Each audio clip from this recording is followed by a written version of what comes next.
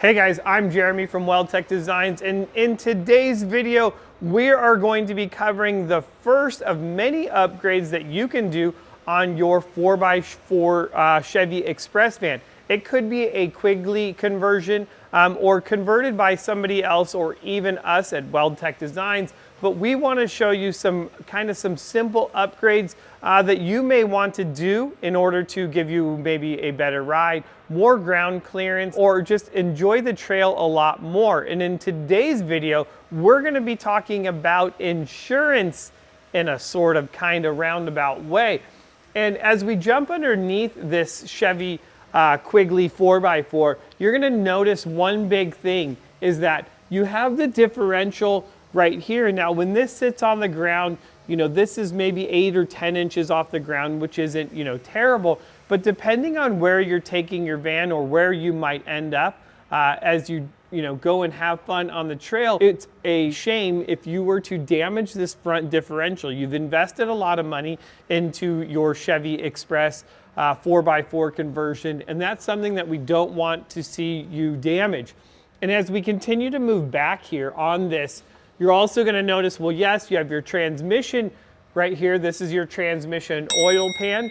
And now you are going to notice something a little bit different. This particular van does have a coilover conversion on it. So you're not going to notice it. You're going to notice that it doesn't have the large tubes that would go into most of the cross members that you would see on your Quigley conversion. So it doesn't matter. All of these parts will still work with that Quigley conversion as well. Now, luckily, this cross member here is going to somewhat protect it. But if you were to roll or drag across a rock here, there is the potential for that to go up and damage that as well. Well, and we're going to keep moving back here on this, and you're going to notice that now you have the whole, this is your transfer case here. That's what's actually going to make your van four-wheel drive, and that's really nice. Again, now this is actually going to be one of the lowest points here on this, and this actually does hang down lower than the frame. Not lower than like the catalytic converter or exhaust, anything, the muffler, but it's still, it's hanging down pretty low. So that's definitely going to be screaming rock, come and hit me. So we definitely don't want that to happen. So what we're going to do in this video is we're going to show you a series of skid plates that we make here at Weldtec Designs in order to protect all of this, your components under here. Hence why I'm calling it, this video is about insurance. So now that you're getting familiar with the underside of what the 4x4 van looks like on a Chevy Express, let's talk about the parts that we're going to be installing on here in order to give you that insurance on the trail. All right, so the first item that we're going to be talking about is going to be this front differential skid plate or front axle skid plate. Now, what's really nice about this is the way that it's going to contour up around all of the components on that front diff, as well as giving you a little skid plate up in the front of it as well. This is going to be the transmission portion of the skid plate, and that thing is just going to be massive. Now, one thing to keep in mind, if you do either one of these skid plates, you will have to remove the skid plate in order to change your oil, which isn't the end of the world, because at least you're going to have oil in that differential with these skid plates. So as cool as they look right here, it's time to go install these things. Let's go. All right, well, now that I've gotten a little nice DA sanded, knocking it down, making it not so shiny and pretty, we're gonna go ahead and install this. So I'm gonna show you what you're gonna need as far as to do that. So you're probably gonna need 4 clamps in order to clamp this up. You're going to need a drill, and then you're also going to need a tap in order to do those holes. Now, I went a step farther on here as well and countersunk all the holes in order, because I want that to sit completely flush once everything is done as well. So it's all about the little details. Let's clamp this thing up. So the first step you're going to want to do is make sure you get everything centered on the front of the cross member and on the rear of the cross member back here. So you can see I'm using the end of this bracket as a reference point in order to get this even on the front side of it. I'm gonna do the same thing on the back and make sure that this is nice and straight. You can also see that what I'm doing is this is bent right here in the front. I'm putting that right at the front of the cross member So as you can see, it's kind of giving me a nice little transition. If I were to come up on a rock or hit something, it's not going to get stuck in this point. It's going to kind of hit this and roll down, not giving me a lot of room here. As well, you can see this is the front portion of the frame, which is kind of like the natural, skid plate almost right here. This does have a winch bumper on the top of it, so you do still kind of have a void here where you could potentially hit things.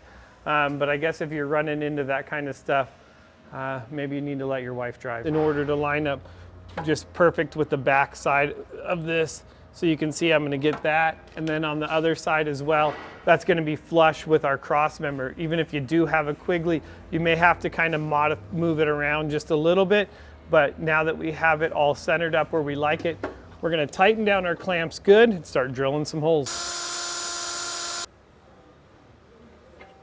So with all the holes drilled, I'm going to go back in and I'm starting to put, you can see I already have one in.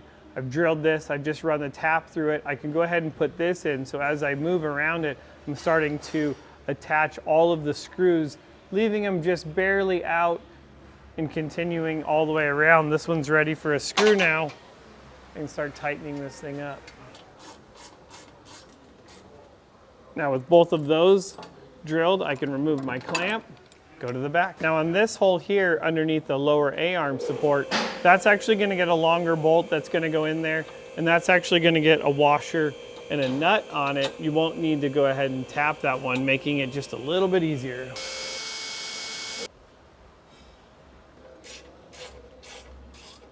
So there it is, guys. There is the differential skid plate. So you can see, not terribly difficult to install. Obviously having it on a lift made it a little bit easy, but if you're going to be doing this on the ground, I've used a floor jack, and I just use a floor jack to hold it up, and sometimes that's actually a little bit easier. So really nice and secure. You see that it's going to give your front diff a ton of protection, and with the edges bent up here, it's also going to try to help prevent from branches and things of that nature going up and tearing a CV boot. So I mean, this is awesome. Of course, we're going to take it even one step further. We're going to add the transmission skid plate to it next and show you that. Keeping in mind that each one of these components can be used independently from each other, or heck, put them all on like I'm going to get crazy and do today. All right, I guess it's time to put the next skid plate on. Let's go. Keeping in mind, those are actually going to use the same hole up in the front, and it's going to tuck underneath this one. As a rock travels along this, we don't want this to, the next skid plate to hang down lower, so we're actually going to take the bolts out of this so it can tuck in between there, sitting up just a little bit higher. So got to take some parts apart now before we can put it all together.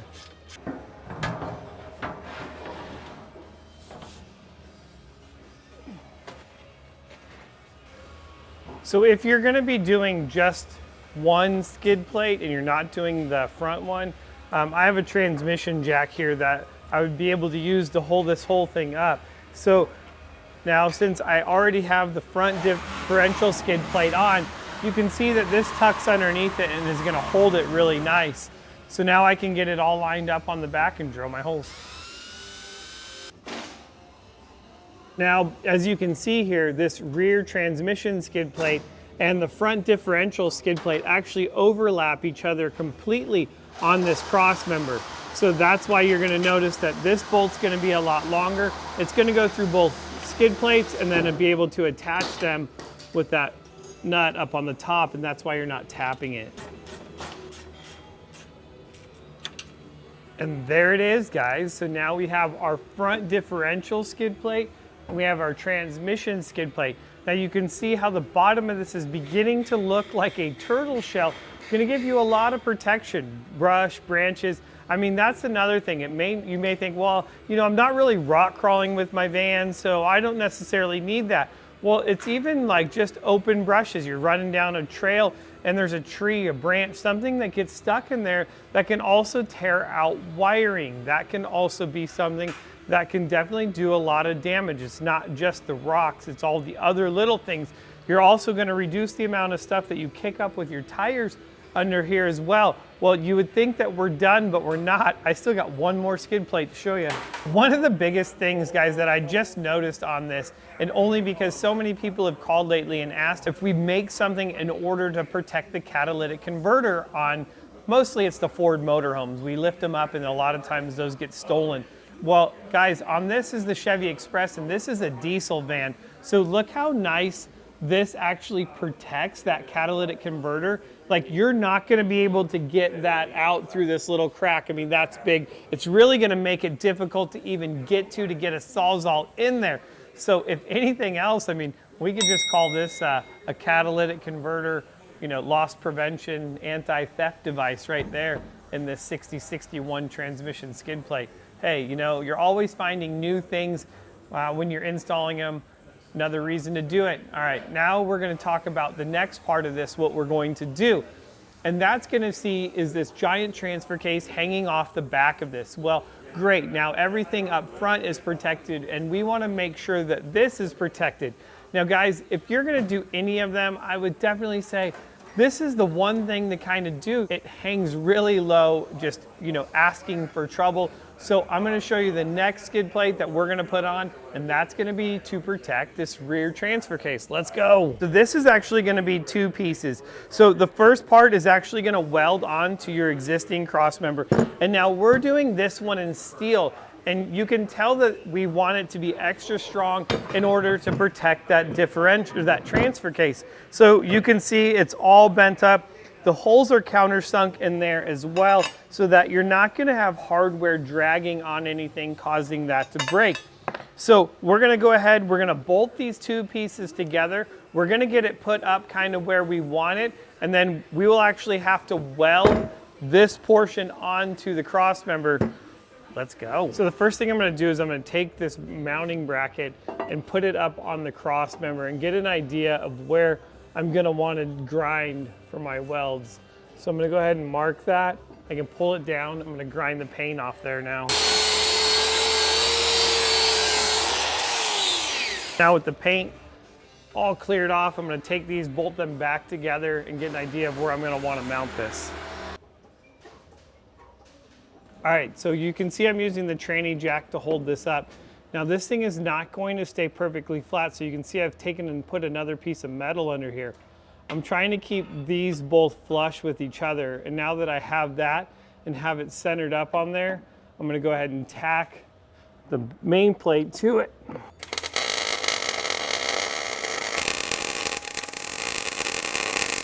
All right, so with this all welded in place, I'm going to take some blue tape and mask off my skid plate. I'm also going to just get some cardboard then and be able to kind of hold it up this. I want to get this all painted. I don't want that to rust and be bleeding through, so it's just the easy stuff now. Now with the paint all dry, we get to have the fun part and bolt this thing all up. There it is, guys. Now we have our transfer case skid plate on there as well, and that is really nice. Now that is, you could tell it came raw, and the reason being is because it is steel. I feel that if I'm going to scratch it and drag things on it, and I really care, then I can come underneath and just kind of touch it up with some rattle can versus like having a powder coated part. You don't really need that. And since these are all aluminum, obviously they're not going to rust, so they don't need any paint. But now you can see, actually I need to get a tape measure here. We've actually created almost 7 feet of turtle shell skid plate underneath this. So really, yes, we have the muffler, we have a gas tank, it's plastic, so it's actually gonna take a little bit more abuse. The next thing as we move to the back might be the differential. Possibly, I guess, maybe we'll have to make a skid plate for that as well underneath the back of that. But that's going to finish this project right here. So on this Chevy Express, if you have a 4x4, if you have a Quigley 4x4 conversion, you can do one of these skid plates or all three. I will put links to all of these in the description down below. And if you have any questions about installing these, or if they will work on your van, I do want to tell you this. So this is for like 2010 and up with the 6L90, when it comes to the transmission skid plate. Now, you probably could modify it a little bit to make it work, but I just keep that in mind. This is kind of designed for the 2010 with the 6L90 transmission. Totally glad I told you guys about that. When it comes to just this transmission skid plate. Now the transfer case skid plate should be fine. And the front diff skid plate, there's no changes. That should work from all the way back to 2004, 2003 actually. So this will work on a lot of your vans, and I mean, now that it's done, I mean, gosh, it was totally worth it. I love it. Can't wait to go out and use it. I have some more videos coming up. I'm going to try to do a new product each month. And next, I think we're going to talk about Fox shocks, maybe some leaf springs, maybe an ARB compressor. I got a ton of different products for all of you people with these 4x4 Chevys. I'm going to show you how to install them and show you the benefits of them, guys. Thanks so much for watching. I'm Jeremy from Weldtec Designs. I'll see you in the next video.